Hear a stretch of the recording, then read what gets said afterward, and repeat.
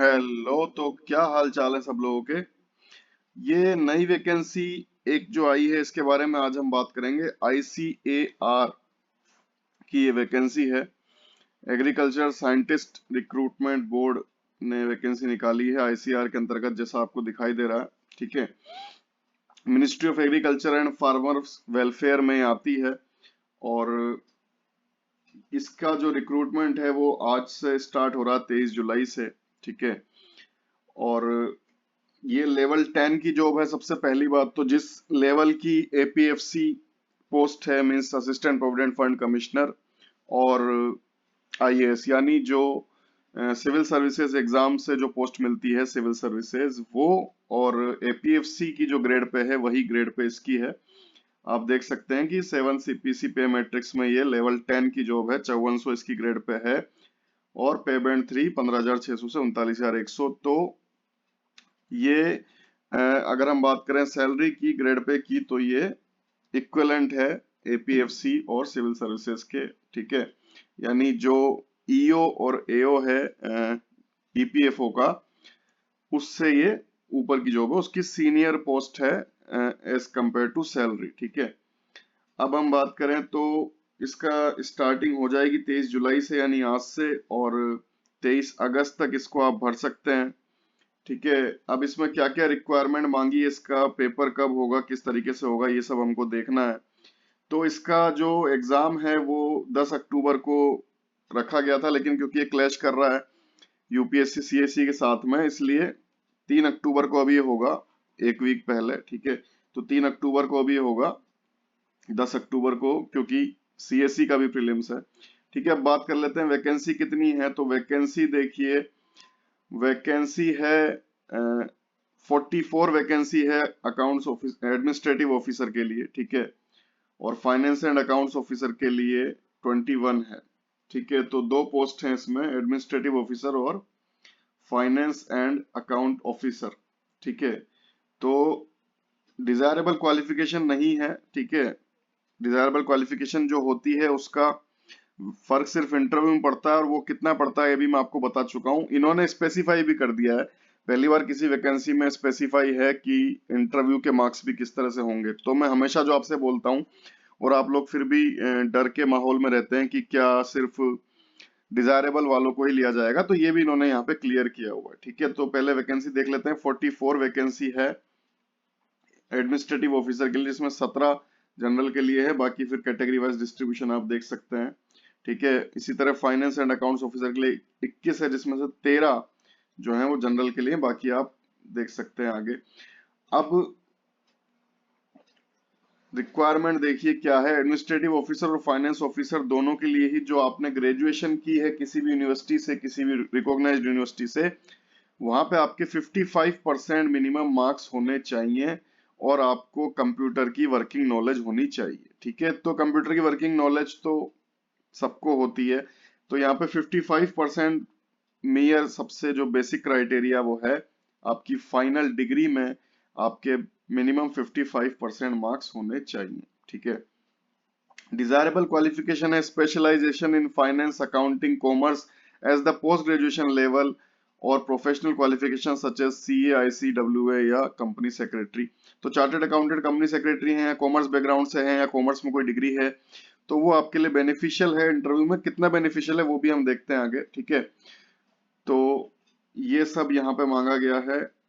Centres भी बताए गए हैं, और एज लिमिट कितनी है, 21 साल से लेकर 30 साल तक एज लिमिट आपकी है। ठीक है, तो अगर आपका सिविल सर्विसेज का जो पेपर है, सिविल सर्विसेज प्रीलिम्स 10 अक्टूबर को, अगर वो भरा हुआ नहीं है आपका, तो जरूर आपको इसको भरना चाहिए। आप अगर ईओ एओ की तैयारी में हैं तो आपकी तैयारी रहेगी 5 सितंबर तक, और उसके बाद आपको 1 महीना मिलेगा जिसमें आप इसकी तैयारी कर सकते हैं। तो अगर आपने नहीं कुछ भरा है, मतलब आपका आगे कोई एग्जाम नहीं है सिविल सर्विसेज, तो आप इसको जरूर भरें।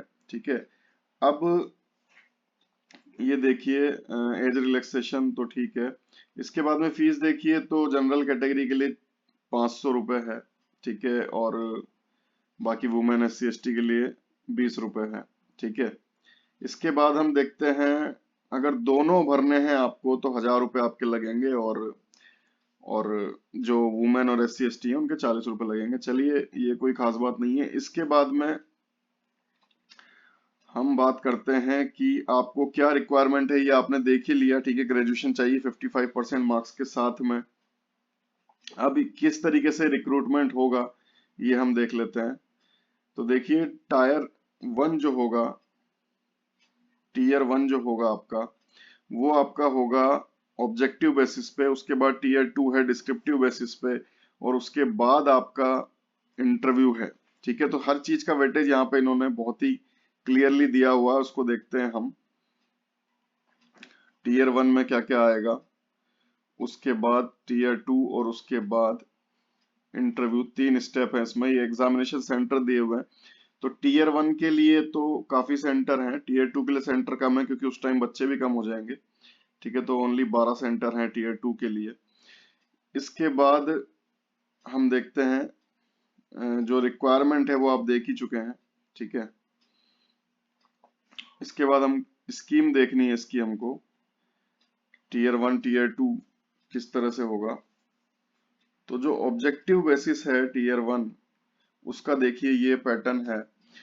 General knowledge 50 question, general intelligence and reasoning 50 question, arithmetic and numerical ability 50 question, language comprehension Hindi और इंग्लिश 50 क्वेश्चन। यानी ये सब कुछ आप जो EPFO EO AO की तैयारी में पढ़ रहे हैं वही सब कुछ है, कुछ भी एक्स्ट्रा यहाँ पे नहीं है, प्रीलिम्स के लिए एटलीस्ट। और ये क्वालिफाइंग नेचर का पेपर है, ठीक है। यहाँ पे आपको क्वालिफाई करना है। तो जो अच्छी तैयारी में है UPSC EPFO EO AO की, वो आराम से इसको क्लियर कर सकते हैं टीयर 1 को, क्योंकि कुछ भी एक्स्ट्रा नहीं है। इसके बाद बात करें डिस्क्रिप्टिव की, तो यहाँ से असली गेम चालू होता है। पेपर 1 ये आपका पूरा डिस्क्रिप्टिव है, रिटर्न है, ठीक है। General awareness of development of economic social scientific and cultural fields, history and geography of India and the world, ये आपका पेपर 1 है 150 मार्क्स का। उसके बाद कॉन्स्टिट्यूशन पॉलिटी सेकंड पेपर है, उसके बाद एसे राइटिंग आपका थर्ड पेपर है, और एथिक्स इंटीग्रिटी एप्टीट्यूड ये आपका फोर्थ पेपर है। चारों पेपर मिला के आपके 600 मार्क्स के हैं, और आपका इंटरव्यू है 100 मार्क्स का, जिसका डिवाइडेशन भी इन्होंने दिया हुआ है। देखिए, बहुत अच्छी बात है, स्पेसिफिक इन्होंने डिवाइडेशन दिया हुआ है कि अगर आपके 60% या उससे ज्यादा हैं असेंशियल क्वालिफिकेशन में, मतलब जो ग्रेजुएशन है उसमें, तो 60% अबव के लिए 5 मार्क्स, 55% और 60 के बीच में जो है उसके लिए 4 मार्क्स, हाईएस्ट और डिजायरेबल एकेडमिक के लिए 5 मार्क्स, ठीक है। तो देख लीजिए, जो मैं आपसे हमेशा बोलता हूँ कि डिजायरेबल सिर्फ थोड़ा सा फर्क डालता है, तो 100 में से सिर्फ 5 नंबर का डिफरेंस है। जो भी सबको, ऐसा नहीं है कि जिसका भी डिजायरेबल है उसको 5 मिल जाएंगे, नॉलेज के आधार पे, डिग्री कितनी बड़ी है उसके आधार पे मैक्सिमम 5 मार्क्स है। उसके बाद extra curricular activities 5 marks, general awareness 10 marks, in depth knowledge 20 marks, personality 20 marks, computer की नॉलेज 20 मार्क और एप्टीट्यूड एंड सूटेबिलिटी 15 मार्क्स। तो इस तरीके से आपका ये इंटरव्यू है 100 नंबर का। और ये 100 नंबर का इंटरव्यू और आपका जो 600 नंबर का आपका रिटर्न है, 700 नंबर में से आपकी मेरिट बनेगी। वैकेंसी जरूर कम है, जो यहाँ पे वैकेंसी है वो बहुत कम है, 44 और 21 है, लेकिन वैकेंसी कम है इस वजह से लोग भी कम इंटरेस्ट लेते हैं और कम भरते हैं। और जो सिविल सर्विसेज में जा रहे हैं जिनका 10 अक्टूबर को पेपर है, वो तो नहीं इसको भरेंगे। तो जो उसके बचे हुए जो लोग हैं उनके लिए बहुत अच्छी अपॉर्चुनिटी है, क्योंकि लेवल 10 जॉब है, इक्विवेलेंट है सिविल सर्विसेज के। इसके बाद में देखिए, इक्विवेलेंट है इन द टर्म्स ऑफ पे, ठीक है। अब देखिए, जनरल नॉलेज का भी यहाँ पे आपको दिया हुआ है detailed syllabus, general knowledge, current events, history of India, geography भी है, पॉलिटी भी है, इकोनॉमी भी है, एग्रीकल्चरल का पार्ट तो होना ही है क्योंकि ICAR का रिक्रूटमेंट है, जनरल अवेयरनेस, जनरल साइंस, ठीक है। ये टीयर 1 के लिए आपके 50 क्वेश्चन। इसके बाद जनरल इंटेलिजेंस यानी रीजनिंग रहेगी पूरी। इसके बाद मैथ्स का आपका पूरा पार्ट, और इसके बाद लैंग्वेज, ठीक है। ये हो गया आपका टीयर 1, ठीक है। टीयर 2 में देखिए क्या क्या सिलेबस में है। Indian culture, modern Indian history, freedom struggle, post independence consolidation, history of world, Indian society, role of women, effects of globalisation, social empowerment, salient features of words, physical geography, तो ये सब आपका पेपर 1 है, paper 2 है constitution, paper 3 है essay writing और paper 4 है ethics and integrity aptitude. यानी बहुत ही डिटेल्ड सिलेबस भी इन्होंने दिया है, एक एक स्पेसिफिकेशन इन्होंने बताई है इंटरव्यू की कि क्या क्या रहेगा। तो बहुत ही अच्छी अपॉर्चुनिटी है अगर आप ऑलरेडी तैयारी में हैं आपके लिए। ठीक है, तो यही मुझे आपको अपडेट देनी थी। तो अकॉर्डिंगली इसके चालू हो गए हैं आज से रिक्रूटमेंट, और आप आईसीआर की साइट पे जाके इसको भर सकते हैं। ठीक है, और अपनी तैयारियों में इसको शामिल कर सकते हैं, क्योंकि इसके लिए आपको ईपीएफओ ईओ की तैयारी में अगर आप हैं तो उससे आपको हटने की भी जरूरत नहीं है, क्योंकि सेम तैयारी है 5 सितंबर के बाद में, फिर आप इस पे मूव कर सकते हैं और जो आपका रिटर्न पार्ट है उसकी साइड बाय साइड तैयारी कर सकते हैं। ठीक है, तो चलिए, अगर सिविल सर्विसेज आपका नहीं है तो इसको जरूर भरिए। गुड बाय, जय हिंद।